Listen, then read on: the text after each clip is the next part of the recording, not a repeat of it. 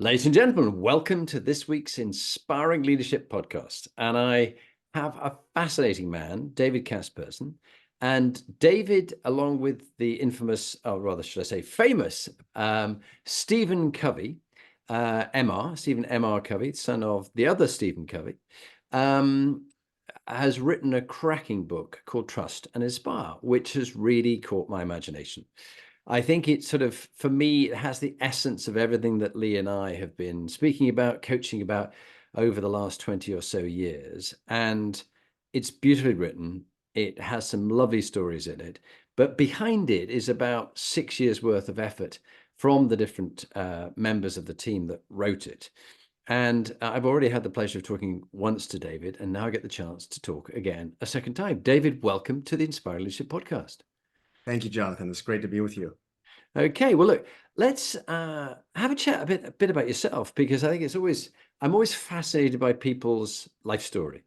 I think this is perhaps for me what makes the greatest connection with people, when you are genuinely interested in another person's story, and you are such an interesting person. So tell me, what shaped you as the leader you are today and the person everybody's going to be listening to on this podcast?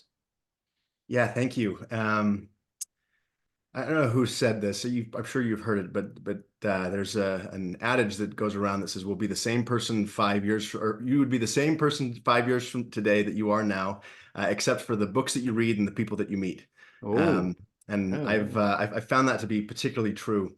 I grew up in Utah in the United States, and I was reflecting on this morning, actually, just getting ready for this conversation. I am a person who loves commemoration and milestones and things like that. And I think when we spoke last time, we talked a little bit about my time with Stephen, which, if I were to pick three experiences that have really shaped me, certainly working with Stephen is one of them. And part of that's just because of the time that I've had to spend in being with him and with leaders like him.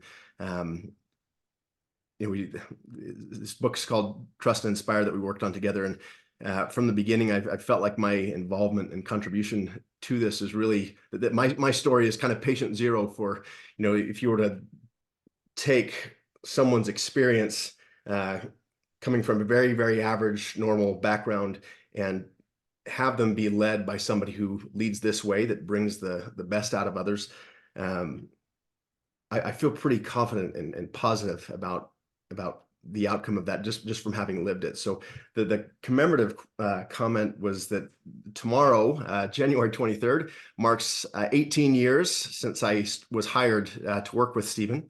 And at that time, our team, we were not part of the global FranklinCovey organization. We were about 5 or 6 of us at that point, boutique consultancy firm. And Stephen was about a year from publishing The Speed of Trust. And if you were to look at our group of people, that you could have described a picture of our team as one of us is not like the other. I was 22 years old at the time, or no, 20. I think it was 23 years old at the time, and the other individuals I was working with were all, in their 40s and 50s and well established, had wonderful careers, great backgrounds. To say that I felt a little out of place would be a huge understatement, but I also felt incredibly grateful. And so I was reflecting on that this morning, thinking, boy, 18 years, I guess I ought to tell Stephen that technically I'm an adult now and have to move out or move on or something like that. And of course, that couldn't be further from the truth, but that's a long time to work in an environment with just such wonderful people. So that's been hugely shaping.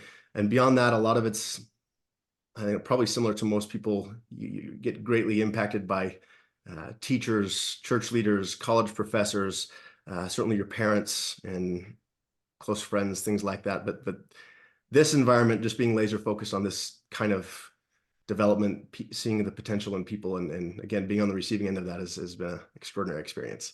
yeah, and how lovely for you to begin in that early stage of your career, working with such experienced, knowledgeable, yet humble people who are passionate about learning, development, teaching others, passing on what they've learned.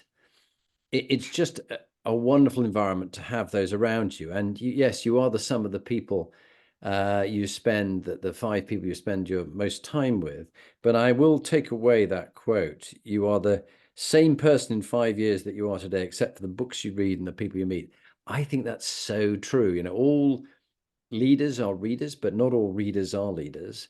And to read and learn and have a culture of lifelong learning, I think, you know, on average, I am dyslexic. So on average, I listen to one audiobook a week.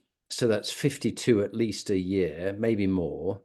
And I Wow. publish a review on those books. And I think since I started doing that probably about 5 years ago, I've just seen my personal growth, development, and the way I can add value to my clients I coach and the speeches I give and the teams I work with. It's not been about, it never is about us, is it, as a leader? Oh, It's always about the people you're with and how you can draw things out of them before you try and push stuff into them. And you know, it's actually within them, isn't it? And so I think you remind me in a different way of, you know, 18 years on, of a lovely man called Noah. And Noah was working with our Ride for Unity team in the UAE. He was a German student who approached my friend Daniel Bernard, who was a client of mine, who with the others in the team put together the Ride for Unity, which took about 7 months of planning. But Noah came to him and said, "Look, you know, I really would love to work with you. I see you're an entrepreneur in sport. I want to work with you, and or I'm looking for a job, I think, or I'm looking for an internship." And Daniel was trying to find an internship for him, and he couldn't find an internship for him. And then he went, "Well, look, would you want to work with me?" And Noah went, "That was exactly what I was looking for. I was waiting for you to click into that." But he was just so helpful to all of us. Had, you know, your attitude defines your altitude, somebody once said. You know, you yeah. have a knowledge, skills, and attitude, but attitude is the thing you hire for, it's the thing you fire for. If someone's attitude stinks, it's never going to work. You can do a bit of training on skills and knowledge, but not with attitude. So I just from the moment I met you and we chatted in preparation for Stephen Covey's podcast, which as we're recording this now, it comes out the day after we're recording now. I just was really impressed by the way you show up and who you are. So I just want to acknowledge that, David. I feel you have an ability to see and hear people. So don't lose that. However you've developed it, there's no doubt about it. If you spend time with people like you have done, you're going to pick up some great tips along the way. Don't you reckon? Oh, I think so. That perhaps it's two things that you've hit on that I don't. We've not talked about either of these things in the past, but just so powerful. You just offered the compliment of both being able to see and hear people, and I can't tell you how meaningful that is. I don't know that there's a more impactful condition for development than being seen or genuinely heard. There's a quote. I can't remember who this is from. It'll come to me, but I know it almost. I think it's almost word for word. But the quote says, "It's not what you look at that matters; it's what you see." And Oh, it's from Henry David Thoreau. And it's not what you look at that matters; it's what you see. And I think the thing that most of us do when we get kind of caught up, and we tend to trick ourselves into thinking that the thing that we see, and especially how quickly we see it, that's the thing that matters. And the value, as you know, from connecting with people, most of the value tends to be really beneath the surface. And sometimes as leaders, we can lose our sense of curiosity in our process for taking pride in our ability to be decisive and very quickly evaluative, because those are leadership skills that are vital as well. A lot of times we pride ourselves on our ability to size up a person or a situation or a concept or a context just very, very quickly, and then be able to shoot to a decision. But when we move that quickly, again, oftentimes we lose the ability to recognize what's there, because most people don't wear everything out on their sleeve. And the whole underlying concept of this 6 years of work was that idea that fundamentally there's greatness inside of people. And if I'm not seeing it, it doesn't mean that it's not there. It just means that I don't see it. And so that's something that I found personally as a leader, as a parent, as a spouse, as whatever role that I'm in. This is something I work on to try to really not just accept what I see at face value, but really see what's there with positive belief that there's more. Oh, is that your experience? Yeah, that so resonates with me, and I think at times I would cringe about this, but now I just recognize it was a flaw in me, that certainly as an army officer, you have to make some quick judgments, and you have to have, I think indeed at some stage an officer wrote on my report, which I never got to see at the time, but actually it was a deadly criticism, which pretty much stopped my career at that stage, but later in my career, that I questioned his judgment. Now, to question an officer's judgment is really pretty much death.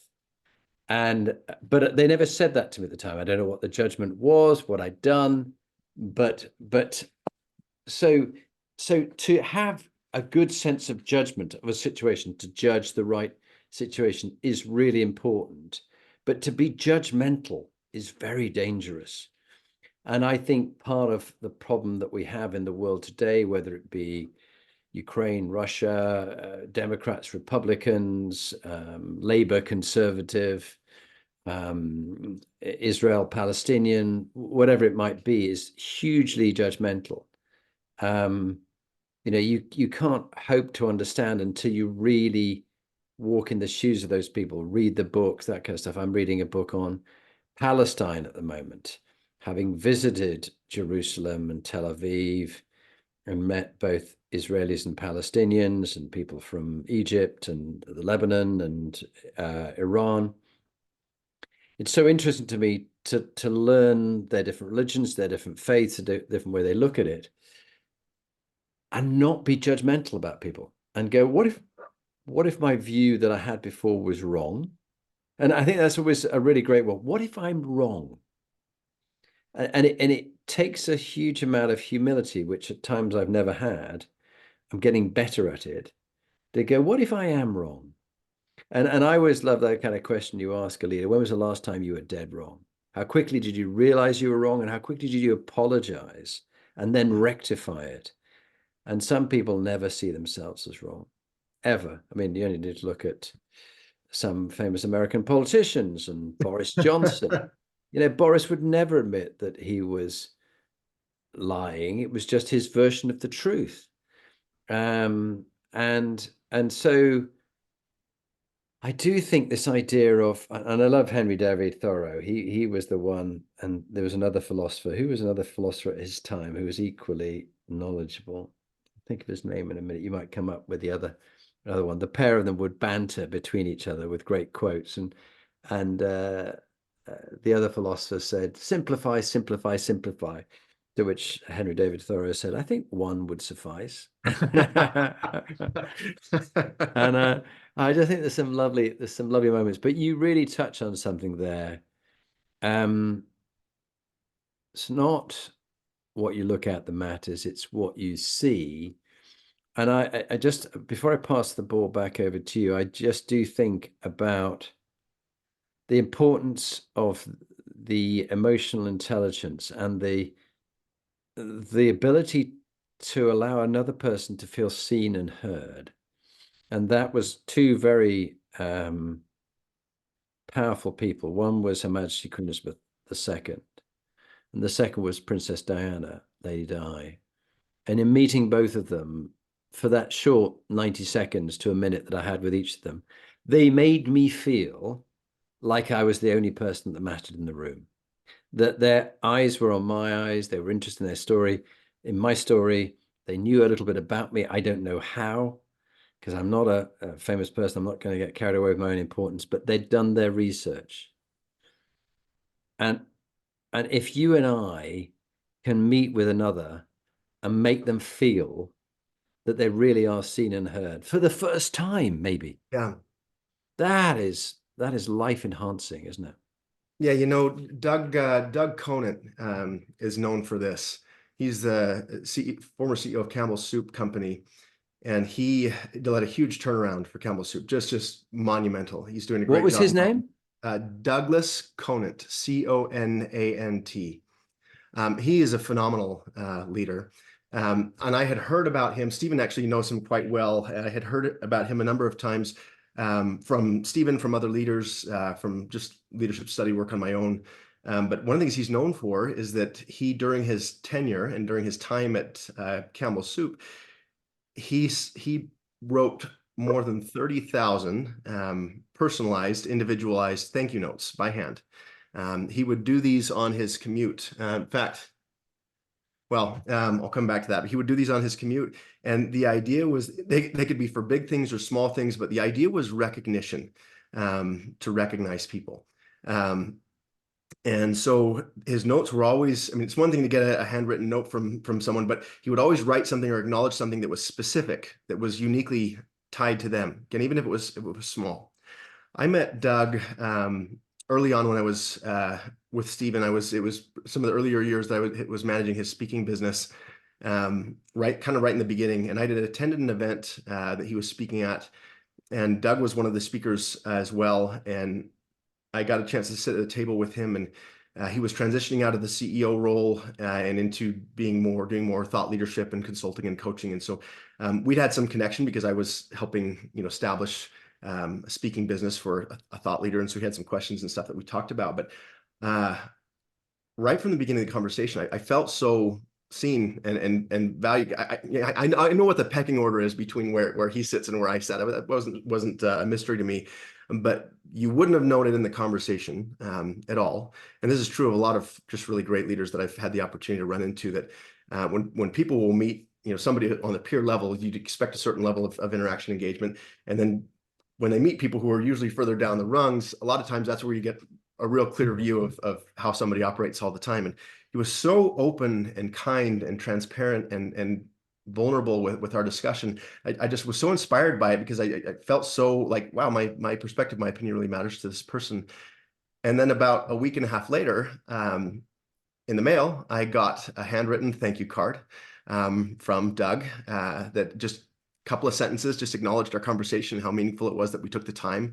I was looking here in my work office to see if it was here. I think it's actually on the wall at my home office. I was so inspired and impacted by this because it demonstrated this level of meaning and connection. And again, it doesn't have to be that big, but sometimes people will ask, well, look, if you're a leader of a large entity or organization, I mean, how are you supposed to establish, a sense of care or concern with, 10,000 employees or even, 150 people? It's just, you look at like span of control, and that's, you can only have so wide of a group that you'll have constant and consistent interaction with. And one of the things that Steve and I came across in writing this book that we were really inspired by was this concept of span of care, and that your span of control will have certainly certain limits, but your span of care needs none. So when we get asked, well, as a leader, how do I develop this, even in a small, tight-knit group on my team, even 4 or 7 people, how do I build this sense of connection? Well, if you lay all 7 of them out, you probably could tell me right now which ones you're the closest with. And so rather than, again, taking maybe an efficient approach and trying to just do something that hits all 7, it's these little small interconnections. Doug Conant calls them touch points. These small interactions that if you want to grow your span of care, you just do that one person at a time. And anytime somebody says, well, the scope is just too big, well, Doug Conant found a way to do it with 30,000 plus people, and I'm one of them. It's just the idea of influence. It's wonderful to have great ideas and meaningful thinking and powerful insights. Those get magnified far beyond what kind of a presence we could have as an individual when it's fueled by connection and that piece. That really touches me. And the fact, I've often said to a number of my leaders, personalized notes. I did it myself when I was a managing director. Just a personalized hard card, nice quality paper in an envelope, just with a few ink written lines about how you appreciated them and how you saw them, and it was always bespoke. I learned it from one of my generals, and he would do the same. He would write to people afterwards. But also when he met them, he had this uncanny ability to remember someone from 8 years before, when he'd met them and the conversation they'd had. Now, I don't know how he did it. Now, some people make a bit of a system of it, that they get their assistant to have photographs of the people they're going to meet and maybe some research on them, some background on them. Bill Clinton did this, and a friend of mine was bumped into his car, literally. Not didn't damage the car, but he was walking along, he bumped into it, and he saw the sort of the FBI agents all around the car, and they sort of said, "Get it back away, sir, back away." But as he went past, he glanced in and saw Clinton there with his file open, and photos of each person and a few lines on them. And then he was in the event that Clinton went into, and he'd closed the file up, came in without it, and he just went to individuals and was able to connect with them and find some common ground between the two of them in different ways. Yes, he had other parts which he didn't get right, but I think that wasn't an act. It was a practice. But just because you practice doesn't mean it's not true. It just means you care enough. Some people just go, "I don't care who they are. I'm just not going to speak to them." But he genuinely did, and he was interested in leaving a lasting impression. And when he'd left meeting with them, he'd turn around and he'd just look at them once again and smile. And that was just really special, because often people are passing you by and they're on their way. Anything else about your life that sort of shaped, how did you come to get to write a book that is so powerful, like Trust and Inspire? What shaped you to do that? You know, I don't know if Stephen asked you this question when you spoke. I've heard him ask this a lot, but we'll often ask people as we kind of define what a trust and inspire leader is, and we often ask people to identify, hey, who has been this kind of a person for you? And most of us have actually lots of people who've filled that role, but the primary criteria is somebody who has maybe seen and communicated a level of potential in you that you didn't maybe quite see in yourself at that point in time, or maybe they've helped you articulate it or just taken it further. But that's maybe the mark that they've left on you, and that, as we've been talking all along, comes from really, again, being seen genuinely. And one of my earlier on ones was a college professor. Her name's Cindy Savage. She was a public speaking professor in university. And when I started, at the time, I was always really envious of people who would, enter university and they knew exactly where they wanted to go. They knew exactly what they wanted to do. I never had a clue. I left high school and just done okay. And knew I wanted to do some things, but my mom actually helped me register for classes on my first go around. And who sees you or knows you better than a parent, right? But she had signed me up for this public speaking class, and I think it's required anyways. But she signed me up for it right away just because she felt like that would be an environment that I would enjoy. And I ended up. She helped me pick my major as well, which was communication. But that very first class that I took with Cindy Savage, kind of a run-of-the-mill course. There's a lot of computer science majors in the class. Probably 85% of the class were people who were required to be there because they were going down maybe an engineering track or something that didn't have as much to do with people, maybe lean more technology, but they would be required to take this class so that they'd have more interaction that way. And I was just genuinely interested in it. I liked it a lot. You give, I think, 6 speeches on different topics from 90 seconds to 15 minutes throughout the course. But she was a wonderful teacher, but her ability to connect and see people was just astounding to me. I watched it with other class members. I also had it happen with myself. And about partway through the course, she suggested to me that she wanted to meet with me. And we sat down and she just said, "Hey, I'm not sure what your career aspirations would be, but this is an area that I think you could be really good in," which again helped me feel really seen. And she acted on that, though. Her behavior that followed continued to reinforce that. And when the course was over, it was just one semester, she asked if I would come to her home and meet with her and her husband, because her husband, he's an author, a speaker. His name's Scott Savage. He's a wonderful writer, wonderful consultant. And this is what he does full time. So I went and met with them, and I spent probably 3 hours with them, just picking both of their brains from the standpoint of, I was single at the time. Well, how does this work for your family? How do, just all sorts of different details.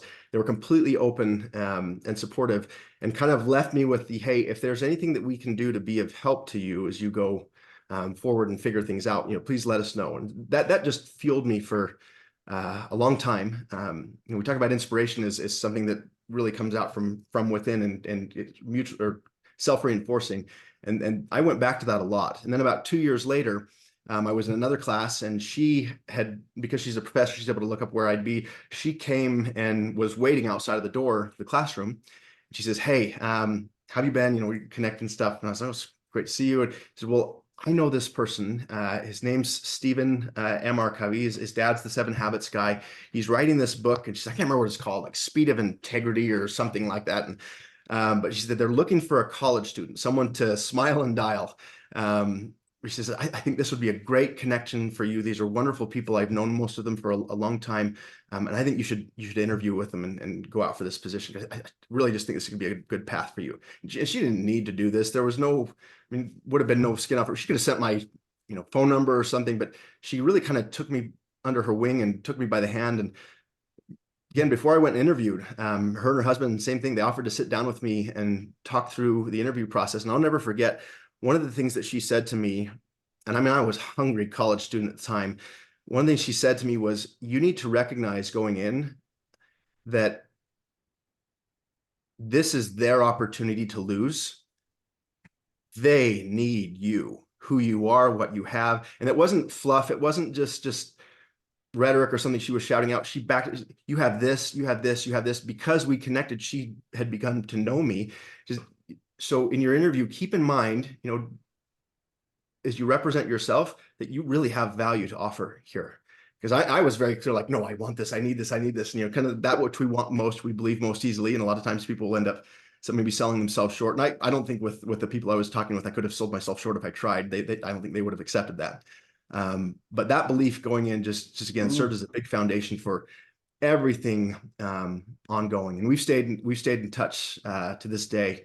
And in fact, I think Cindy was one of the first people I sent a copy of this book to, because I wanted her to know that this kind of milestone for me, my life, my work, my career, just would not have happened without her involvement and people like her as well. So again, most of our experiences are a collection of things like that.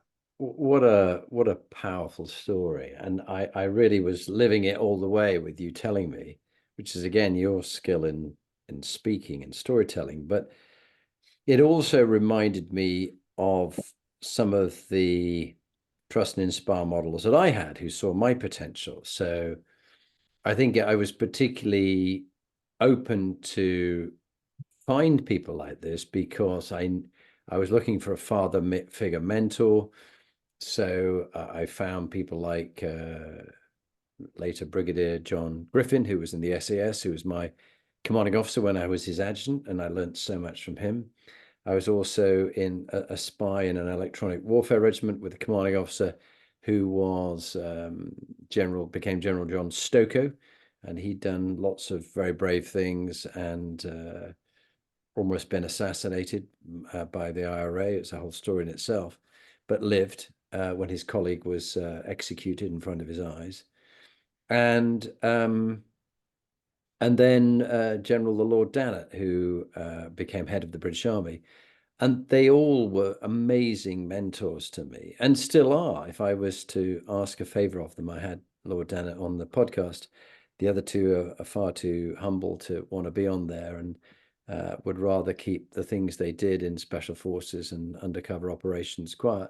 So I've not pushed them. I did try them out, but they'd rather not tell their stories. Which I think is a greater loss for everybody else, but you can understand what they do. But they made such an impact on me, and I think I think finding yourself among good people who role model healthy leadership behavior is incredibly powerful. I've also worked for one or two unpleasant characters who are on the white collar psychopath spectrum. And of course, they teach you something. They teach you how not to lead, just as if you want a good example of a lack of trust and inspire and poor leadership, you just need to look at all our politicians these days. Because, of course, they don't get any development, do they? No one puts them on a leadership course. No one gives them a coach. They just are ambitious. They want to, the good ones want to make a difference to their country. The other ones want to, having made billions or millions themselves, want to go and just become very famous and shake the tree. And in the middle, there's a mix of people for different motivations. So I don't want to darken the doors of every politician going. But they desperately need leadership development. And, if you think development's expensive, try the cost of ignorance, as somebody once said.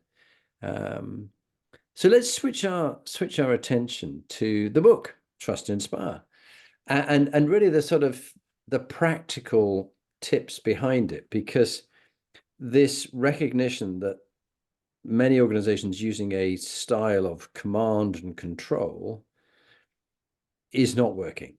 And I think perhaps you could talk a bit about that and how people if listening might experience that in their own organizations. If this is what you're experiencing, it really isn't as effective as Trust and Inspire. So just take us through, the floor is yours. Just take us through a bit of this, David. Sure.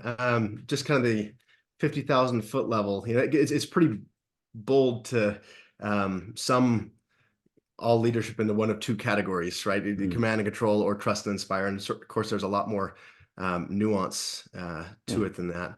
And I think some of it comes alive as you use the example of a politician, or some careers or roles, or really any position where the outcome is vital.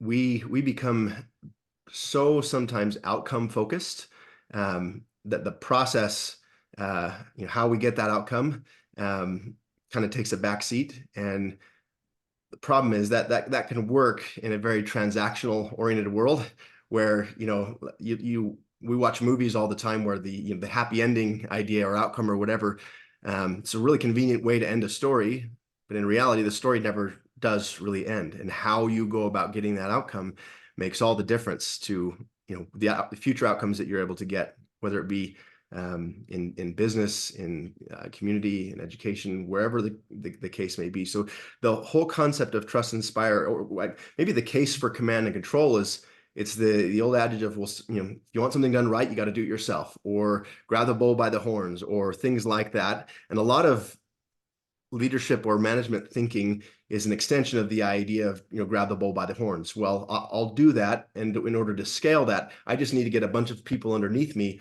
who will do what I say when I say to do it, where my job is to be very maybe directive.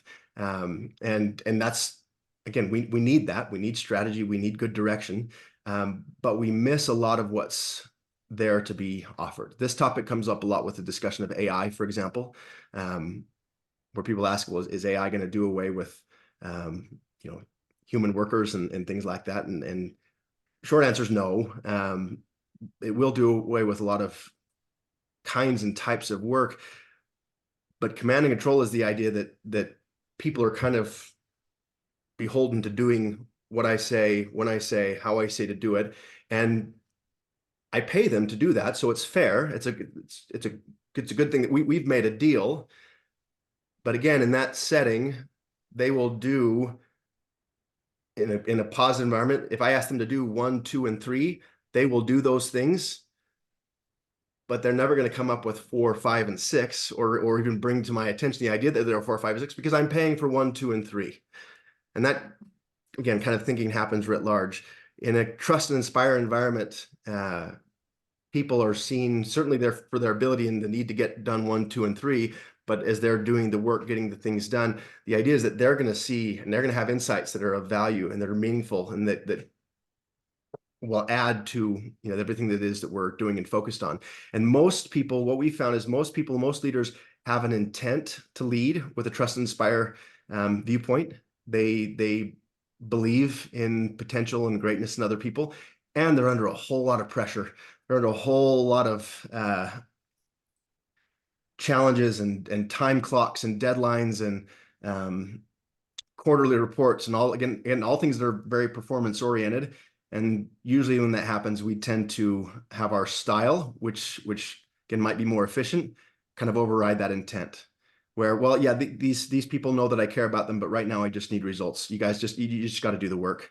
And sometimes some of the pleasantries kind of disappear in that environment as well, and it really just, people kind of devolve down into machines. And we kind of categorize it from going from authoritarian command and control, which is very old school, kind of factory mentality of, again, straight directive, do the job or I can replace you. It's driven by fear, sense of kind of what I can do to you should you not perform.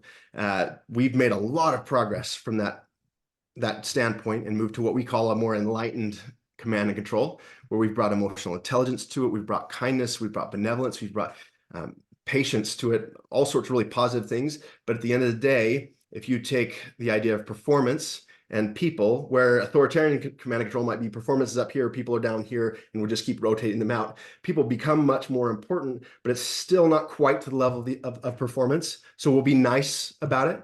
We'll try to have positive work environments. We'll play, it's the idea of dairy farmers playing, they show if you play music in the dairy, that cows are more productive. And that's a good thing because, again, it's better working conditions. It doesn't mean the cows feel cared about or valued, but they do better work when they're happy. And they're also still just doing what they're told.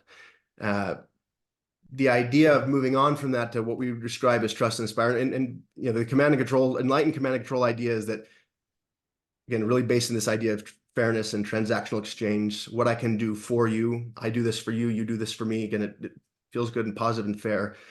Problem is that's just not enough to keep most people long enough, because as you do something long enough, you start to develop ambition, you start to see your own capabilities increase, and nobody wants to put a cap on that, nor should they.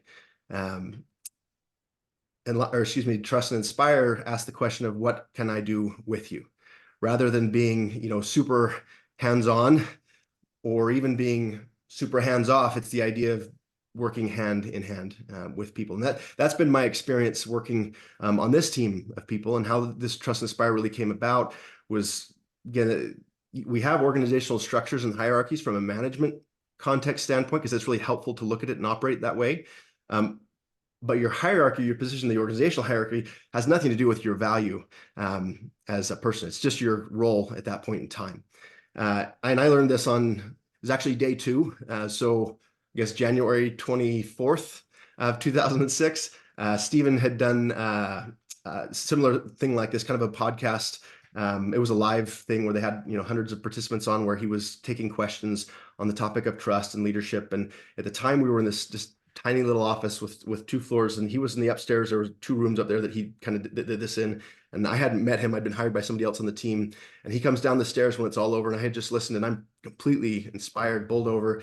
And the first thing he says to me after saying, hello, is, so tell me, what did you think about the interview you just heard, and what do you think I could do better?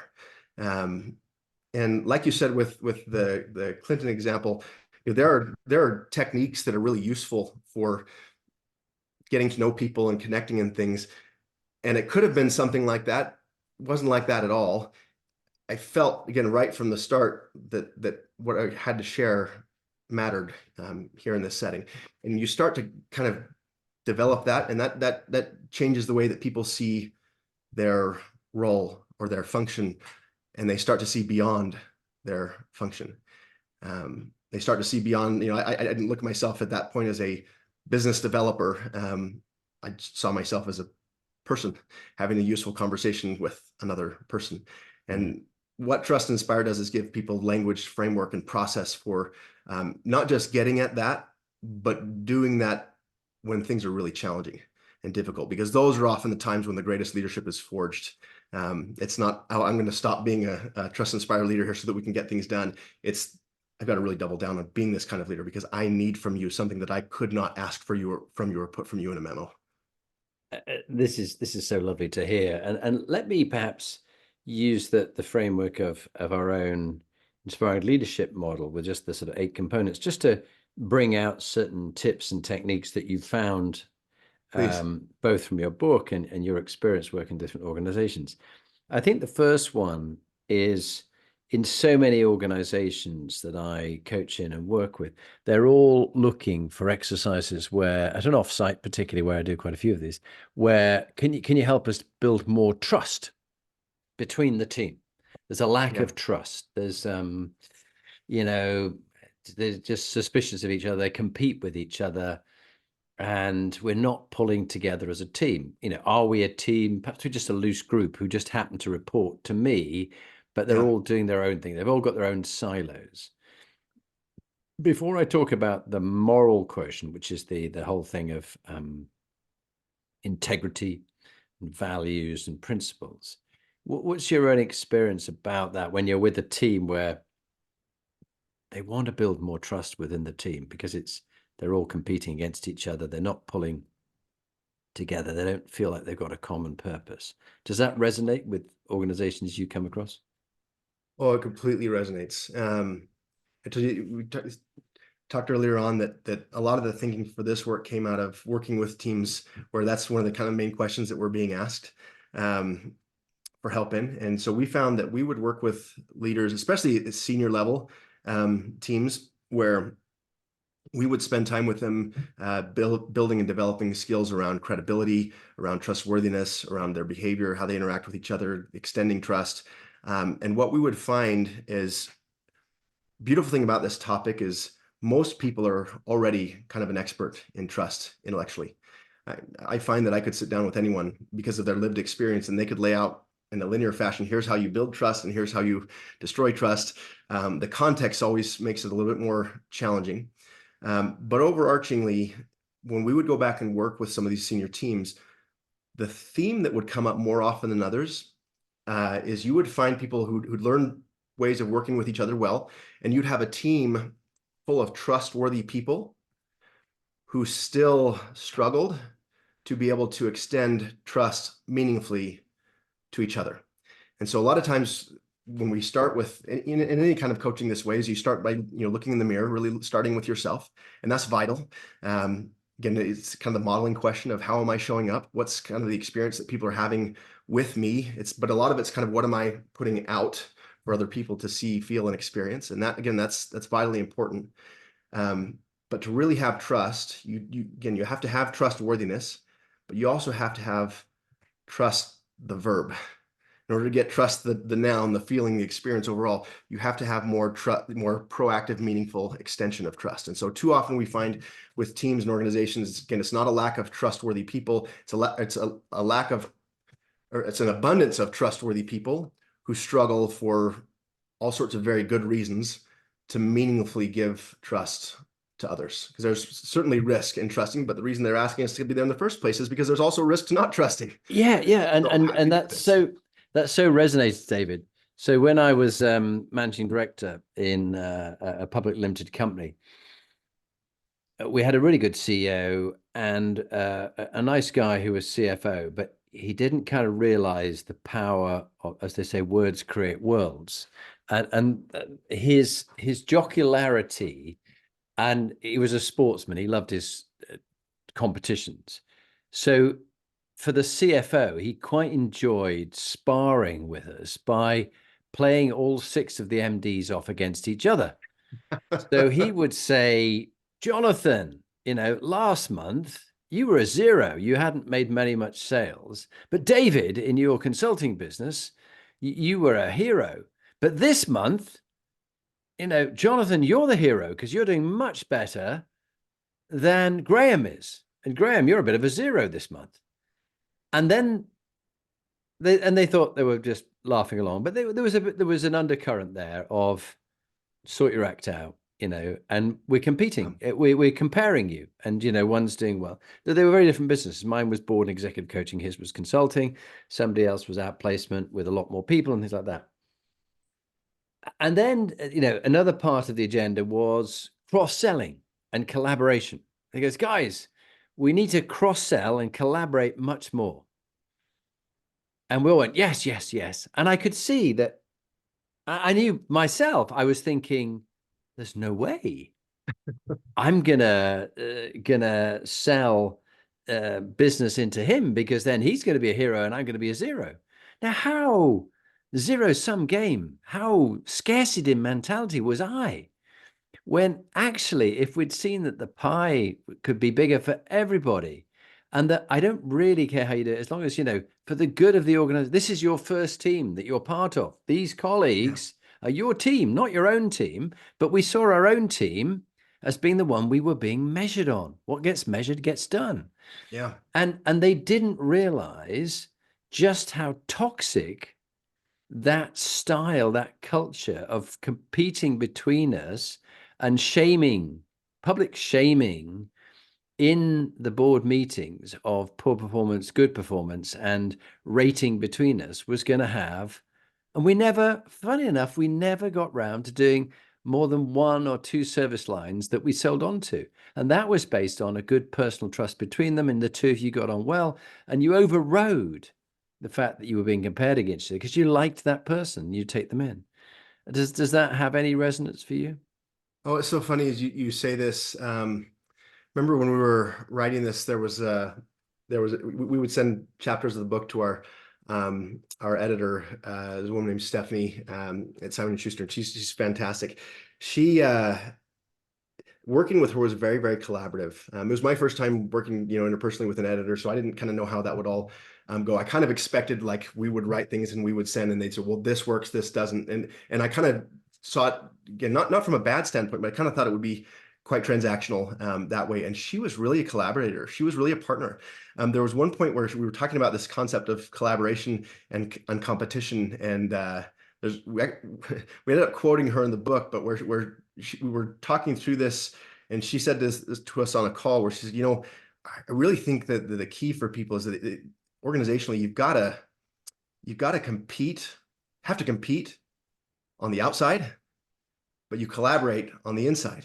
And the experience you're describing is, you've got a leader who's got these different entities and different, managing directors, who has essentially turned you into siloed teams, that your value as a team is decided against the performance of the others. And so when he says, hey, how are things going on your team? Right what that means. That means the team that is you and the people underneath you. Because I guarantee, I don't imagine even one time, at least up to the point you're describing this, that if the CEO were to say, how are things going on your team, would it ever even enter your mind? Are you asking about the team that I lead and support, or are you asking about our team? Because it doesn't feel like we're a team that way. You're kind of you're an economy in some ways, where again, it's not even necessarily that you need to be against somebody, but you are very siloed off and independent from them. It gets even worse than that, David. I knew a very famous global executive search company, and they were compared between offices on their performance and their ranking, and the lead one would get they'd all get taken off to the Maldives or the Seychelles or something.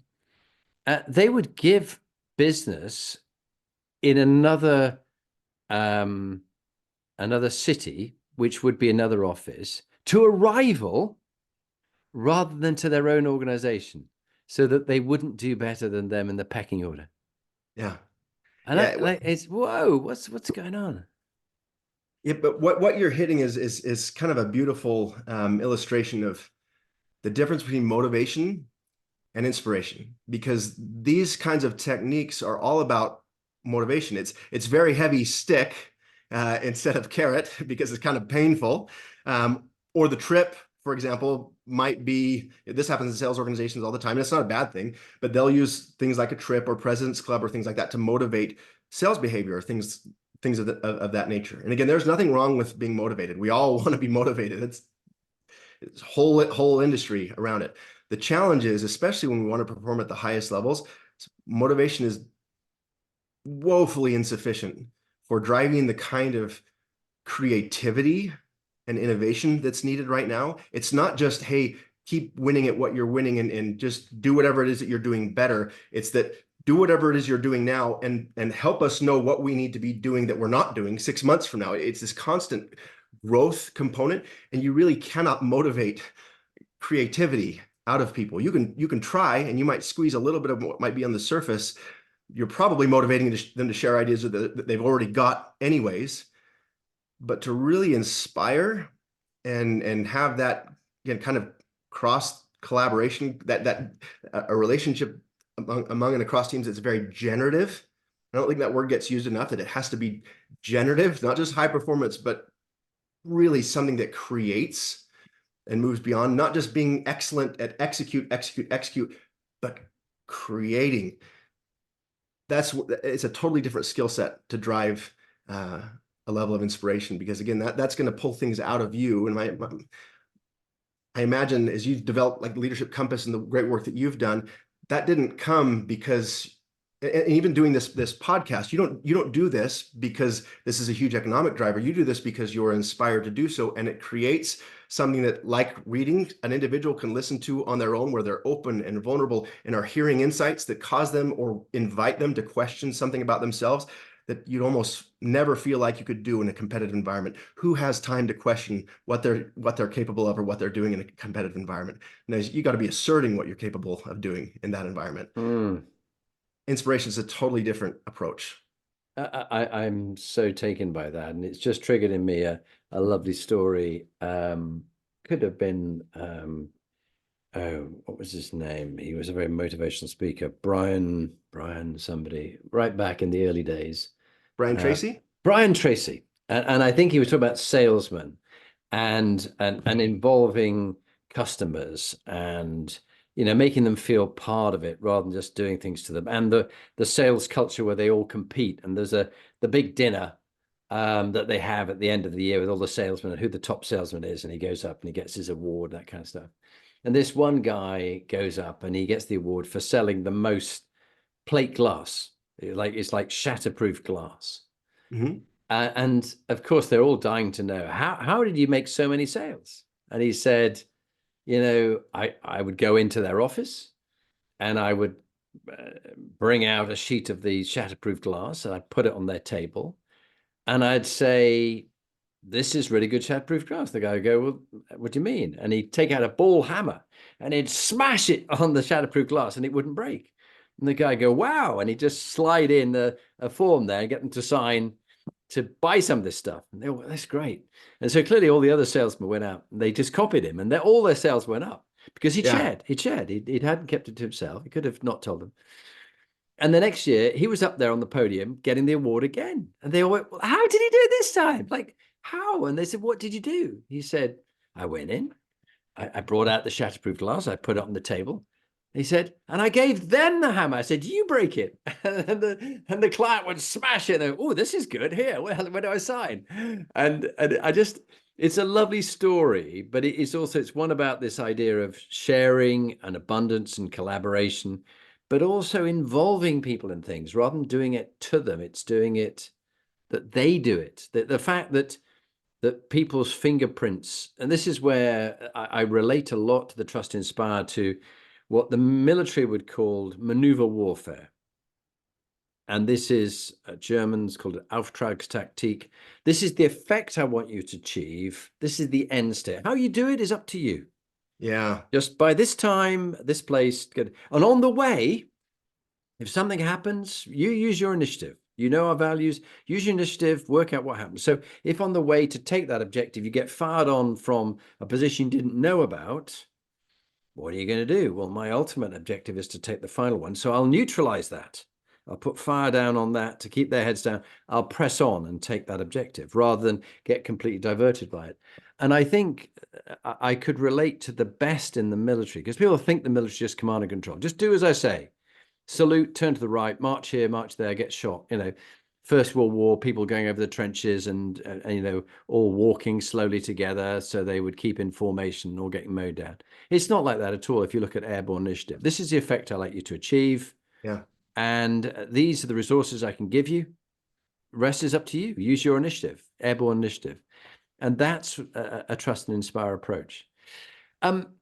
Wow, the time has whizzed by. We're just in the last few moments of our conversation here, David.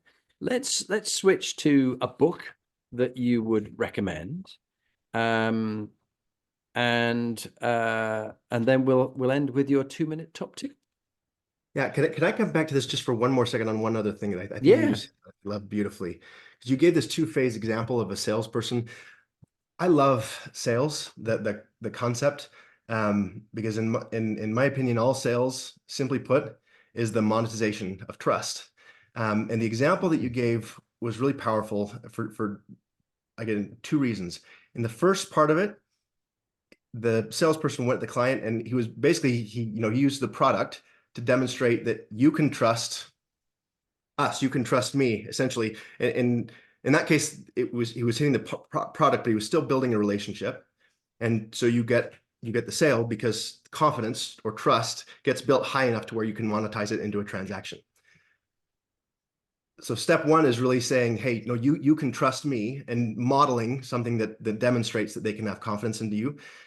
Step two, which again, I think you've experienced and led very, very well, is not just saying you can trust me, but that involvement is saying, I trust you.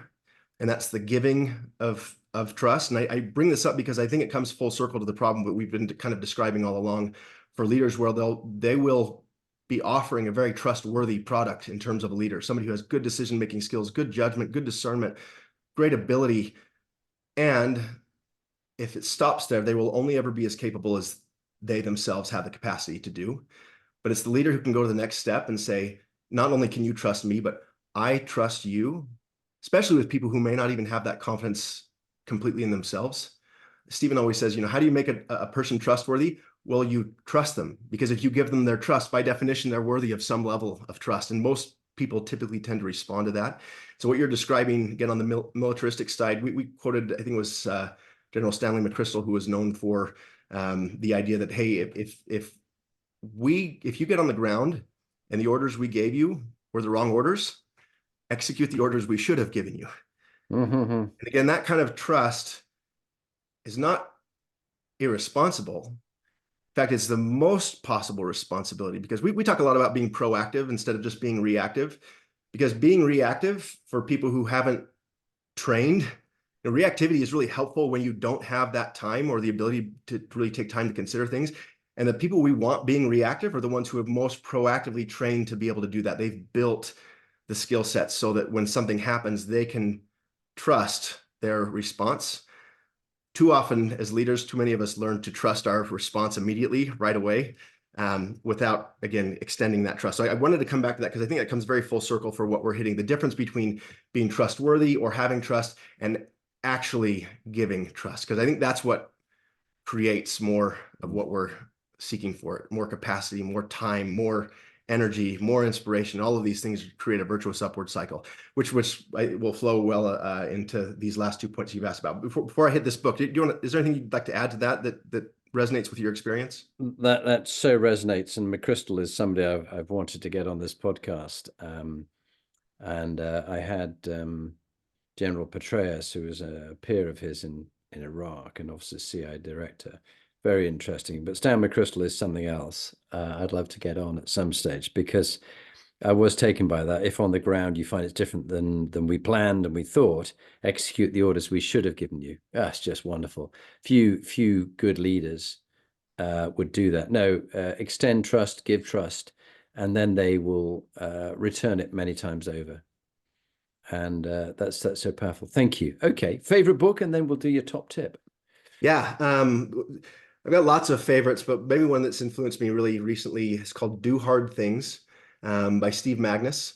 Really, really thoughtful, insightful book. Talks a lot about athletic performance, and of course makes connections all over the place to a number of other things as well. But his viewpoint is essentially that what really unleashes greatness in an athlete, particularly on the individual level, is not just having great programming or a really strong regimen or kind of the idea of the old Rocky mentality where, well, let's just send you out into the icy wilderness and just work yourself to death, to death, to death. I mean, there's all sorts of great things to be said about pushing boundaries and things like that, but it's a relationship between an athlete and a coach where the coach is generating greater autonomy for the athlete, not just giving better direction. It's not, hey, if you step into my program and just do exactly what I tell you to, I will mold and shape and turn you into an extraordinary athlete. What this illustrates for me that I think is so powerful, there's an idea from education. I've talked a little bit in the past about Sir Kenneth Robinson and some of his thinking on the idea of drawing greatness out from people. I don't remember where I came across this, but I've not heard it widely repeated, so I think it bears sharing. But in English, the root word for education comes actually from two words that are very, very similar. One is educare, E-D-U-C-A-R-E, and the other is educere, which is E-D-U-C-E-R-E. Educare is that more old school kind of technique driven thinking of when you educate somebody, you put knowledge into them. You are imparting information, giving it to them, and they're executing on understanding that, learning that, applying it, all of those things. It's knowledge transfer. It's educating somebody, bringing them up, having them educated. Educare is the aspect of the word that maybe doesn't get as much attention wholesale, but I think we see it a lot modeled through greatness. And it's the idea of not molding or shaping, or putting things into, and you kind of mentioned this in the beginning from a coaching standpoint, or when we look at reading, is the idea that you draw out from. The idea that my job as an educator is not just to impart and give, tell you what to do. It's for me to better understand how I can help draw out from you the greatest aspects of who you are as a person, what you have to bring to the table, the things about you that you don't know about yourself that I see from somebody who does genuinely see you. And I think that, again, through the lens of athletics, I think Steve Magnus does just a beautiful job of illustrating that idea. Part of our fundamental operating beliefs is that there is some level of greatness inside everybody. It may not mean that everybody is going to win the Tour de France or has the potential to do that thing. Again, that might be a more command and control mentality that, hey, I could take anybody and turn them into this.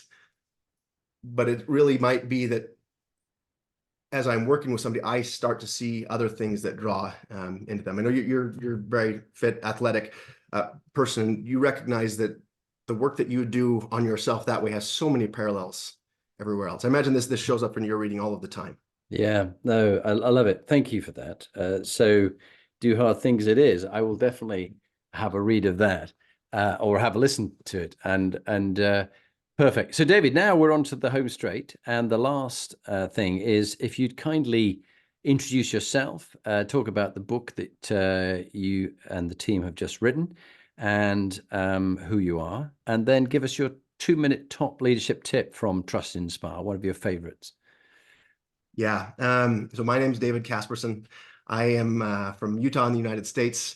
I couldn't introduce myself without acknowledging maybe some of the most important roles in my world, which is that I'm married to an extraordinary woman whose name is Audrey, and we have 3 wonderful children who I'm deeply proud of and inspired by, and who each of them are kind of a book in and of themselves and what they've taught me about the kind of person that I want to be.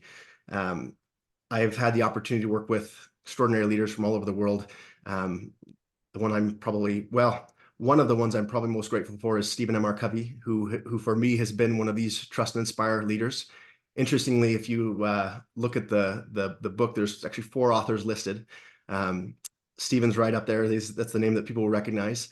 Myself, another is a gentleman named Gary Judd, who for me also has been an extraordinary Trust and Inspire leader. When I was hired, he was the person whose wing I was under before I started doing a lot of the work with Stephen. And the work we did could not have been done without him. And then there's McKinley-Covey, who we actually, when we started working with McKinley, we had just asked her to help us with writing, because she's an extraordinary writer. She got a Harvard master's degree in education. She's a teacher. And as we went on, it became clear to us that her potential was far greater than just helping us with the technical aspect of writing, that she had her own extraordinary insights to contribute. And so I share that because I think that team of people who all of us have been kind of in a different role with and for one another is a pretty good model for the types of environments that we're working to help other leaders come up with in their own world to find their own great work. That's what we do. That's great. And what would be your top tip? Top tip, again, I think runs both throughout this conversation and the book as well. Kind of flows out of that Henry David Thoreau quote.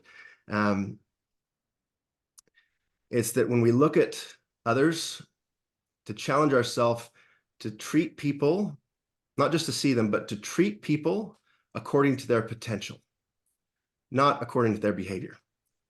Treating people according to their behavior is kind of a very, very easy way to drive full speed using the rear view mirror to guide you. Treating people for their potential is entirely different. And when we do that, we often find ourselves driving not only through the right viewpoint, but to a destination that we didn't even know was on the map. And that's been, again, my experience here with this. It's, again, from a personal standpoint, probably the most insightful, most helpful viewpoint I'm trying to further develop as a father. My own personal relationships, the greatest strides that have come have been not when I've trusted my own viewpoint of another person, what I think they should be or could be, but to see them according to what they could be and to trust them to become that person with love, care, insight, help, rather than grabbing the whip. Fantastic. Well, David, I knew it would be a great conversation. It's absolutely fascinating. The work that you, Stephen, Gary, and McKinley have produced in the book Trust and Inspire, I heartily recommend to all the audience. I've written a book review about it on my website, which I recommend people go and have a look and get hold of their own copy. But thank you for being on Inspiring Leadership and being an inspiring leader in a lovely way that you have. Gift. Thank you for having me on the podcast, Jonathan.